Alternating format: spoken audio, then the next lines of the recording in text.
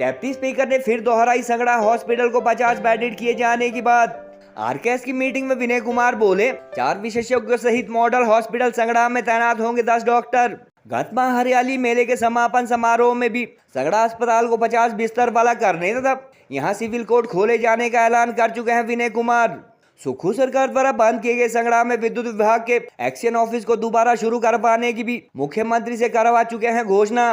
स्थानीय एसडीएम की अध्यक्षता में विधायक की मौजूदगी में हुई आरकेएस की मीटिंग में पारित किया गया 35 लाख का बजट।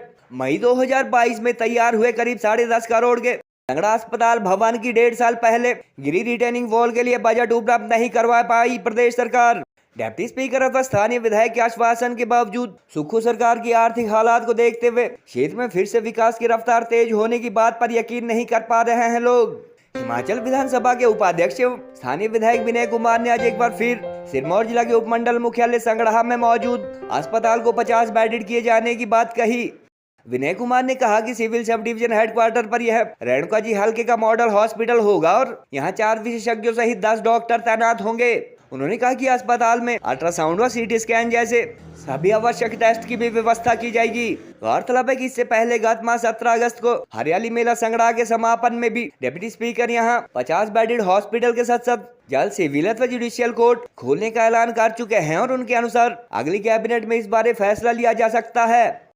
उस दौरान विनय कुमार ने प्रदेश की कांग्रेस अथवा सुक्खू सरकार द्वारा बंद किए गए संगड़ा में विद्युत विभाग की अधिशासी अभियंता कार्यालय को फिर से खुलवाने की बात भी कही थी और गत दिनों मुख्यमंत्री के शिलाई विजिट के दौरान वह उनसे इस बारे घोषणा भी करवा चुके हैं। महीने भर के भीतर हालांकि डिप्टी स्पीकर ने दूसरी बार संगड़ा में 50 बेड वाले मॉडल हॉस्पिटल व 10 डॉक्टर की व्यवस्था की बात कही, मगर कर्मचारियों को समय पर सैलरी न दे पा रही प्रदेश सरकार के आर्थिक हालात को देखते हुए कई सोशल मीडिया यूजर अथवा आम लोग क्षेत्र में जल्द फिर से विकास कार्यों में तेजी लाए जाने की कम उम्मीद जता रहे हैं। गौरतलब है कि करीब 1.5 साल पहले संगड़ा पार्लर राजगढ़ रोड की खुदाई के काम के चलते 10.5 करोड़ के अस्पताल भवन की जमींदोज हो चुकी रिटेनिंग वॉल अथवा डंगे के लिए सरकार अथवा विभाग अब तक बजट उपलब्ध नहीं करवा सके हैं और क्षतिग्रस्त दीवार के कुछ हिस्से में लगे कच्चे डंगे महज 3 माह में धंसने अथवा दरकने लगे हैं। हरियाली मेले के दौरान विनय कुमार ने 5 मई 2022 को तत्कालीन मुख्यमंत्री जयराम ठाकुर द्वारा जनता को समर्पित किए गए करीब 10.5 करोड़ के अस्पताल भवन के निर्माण में हुई धांधलियों का भी मुद्दा उठाया था और साल भर में दर की अस्पताल भवन की सुरक्षा दीवार को मुख्यमंत्री को भी एक बार दिखाए जाने की बात कही थी। बहरहाल डिप्टी स्पीकर व स्थानीय विधायक द्वारा दूसरी बार संगड़ा हॉस्पिटल को 50 बेडेड किए जाने पर यहां 10 डॉक्टर की तैनाती की बात कहे जाने से क्षेत्र की करीब 1 लाख की आबादी को जल्द यहां मूलभूत स्वास्थ्य सुविधाएं मुहैया करवाए जाने की उम्मीद जगी है। संगड़ा हॉस्पिटल का हमने निरीक्षण किया और बहुत सारी कमियां जो है वो उद्घाटन के समय रही थी और गवर्नमेंट कंटिन्यूटी में काम करती है और हम ये चाहते हैं कि जो कमियां पीछे रही है उसको हम पूरा कर सकें। आरकेएस की मीटिंग भी आज यहाँ हुई है और साथ ही में मैं ये भी बताना चाहूँगा कि हमारी सरकार ने संगड़ा हॉस्पिटल को आदर्श हॉस्पिटल घोषित किया है और जिसके तहत ऑटोमेटिकली बहुत सारी सुविधाएं हमें यहाँ मिल जाएगी। सीटी स्कैन मिल जाएगा, एक्सरे मिल जाएगा और भी बहुत सारे टेस्ट जो होते हैं वो उपलब्ध हो जाएंगे और साथ में 8 डॉक्टर्स की पोस्टें भी बढ़ी है जिसमें ये 4 जो डॉक्टर्स हैं वो स्पेशलिस्ट होंगे। तो इसके तहत यहाँ नर्सेज भी होगी और अदर स्टाफ भी जो है वो बढ़ेगा। तो इन सभी जानकारियों के साथ मैं यहाँ आया था और साथ में जो रोगी कल्याण समिति की बैठक 2 वर्षों से नहीं हुई थी उसको हमने किया है और बहुत सारी जो कमियां हैं उसको भी दूर किया है। बजट की कोई कमी नहीं आने देंगे और जो भी हॉस्पिटल में अभी असुविधाएं हैं उसको हम सुविधा में कन्वर्ट करेंगे। मैंने डायरेक्टर हेल्थ से भी बात की है और उन्होंने भी सीएमओ से इसका एस्टिमेट मांगा है, पर हम अपने लेवल पे भी मैंने वीडियो संगड़ा से बात की है तो कन्वर्जेंस में हम इस दंगे को लेके एक बड़ा एस्टिमेट इसका बना के जिसमें मैं विधायक निधि से कुछ पैसा डालूंगा और कुछ मनरेगा से मिलकर इसका जो कार्य है वो शीघ्र शुरू करेंगे बरसातों के बाद। हाँ, ये मैं देख के आया हूँ आज की जैसे डंगा धंसा है उसके साथ पोल भी लगे हुए हैं इलेक्ट्रिसिटी के, जो कि सीधा कनेक्ट बिल्डिंग को कर रहे हैं। और अगर डंगा खिसकता है तो निश्चित तौर पे बहुत बड़ा खतरा पैदा हो सकता है। और मैंने आज यहाँ एसडीओ इलेक्ट्रिसिटी को निर्देश दिए हैं कि तुरंत आप लेबर को वहाँ भेजिए और उन पोल्स को ऊपरली साइड को शिफ्ट कीजिए ताकि ऐसी कोई दुर्घटना ना घटे।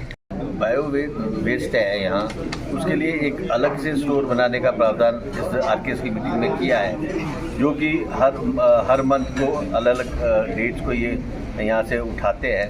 तो सारी पीएससीज और सीएससीज का जितना बायो वेस्ट है वो भी यहीं कलेक्ट होता है और यहीं से जाता है। तो हमने ये उसको बिल्कुल सेफ और हॉस्पिटल से अलग रखने का प्रस्ताव यहाँ रखा है। आज इसका एक आलीशान भवन बन के तैयार हुआ है, जिसका उद्घाटन माननीय पूर्व मुख्यमंत्री जयराम ठाकुर जी ने हरिपुरदार से किया था। मैंने उन्हें रोका भी था, मना भी किया था। मैं कहा आप ऐसे हॉस्पिटल का उद्घाटन करने जा रहे हो जिसमें चीजें पूरी नहीं है, और कभी भी यहाँ के डॉक्टर्स ने कभी ऐसा प्रयास नहीं किया है कि वो अपने विधायक को हॉस्पिटल का दौरा कराए। और जबकि राजा वीरभद्र सिंह जी की ऐसी मंशा थी कि इसे 50 बेडेड किया जाए, तो ये जो बात है ये बिल्कुल जायज़ है। और मैं चाहता हूँ कि जब भी हमारे मुख्यमंत्री रेणुका विधानसभा क्षेत्र का दौरा करेंगे तो इस हॉस्पिटल का दौरा जरूर करेंगे। आज हॉस्पिटल के जो चार दीवारी है वो खिसक गई है। इतना पैसा लगाने के बाद सरकार के पैसे का दुरुपयोग क्यों हुआ है। साथ ही में होलसेल डिपो की बात यहाँ की, यहाँ पहले होलसेल डिपो था, उन्हें पता चल जाता है और हमारे प्रधान जब तक पहुँचते हैं तब तक गोदाम खाली होता है। मैं पूरा प्रयास करूंगा कि यहाँ इस डिपो को वापस स्थापित किया जाए। बड़े स्तर का आयुर्वेदिक हॉस्पिटल हमारे चुनाव क्षेत्र में हो और वो संगड़ा में हो। यहाँ हमारे सामने जो इलेक्ट्रिसिटी डिवीजन की मांग आई है उसका हमने पहले ही माननीय मुख्यमंत्री जी से जुलाई में घोषणा करा दी है और विधिवत इसे कैबिनेट में हम अगले महीने लेके आएंगे।